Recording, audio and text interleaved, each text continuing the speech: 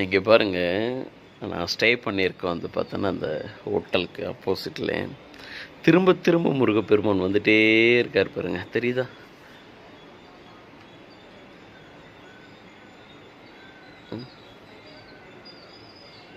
அப்படியே கண்ணை மூடி வந்து பார்த்தோன்னா தியானம் பண்ணால் முருகப்பெருமான் வந்து பார்த்தோன்னா வந்து அப்படியே வந்து நிற்கிறார் பாருங்க. மயிலோட சத்தம் கேட்குதா?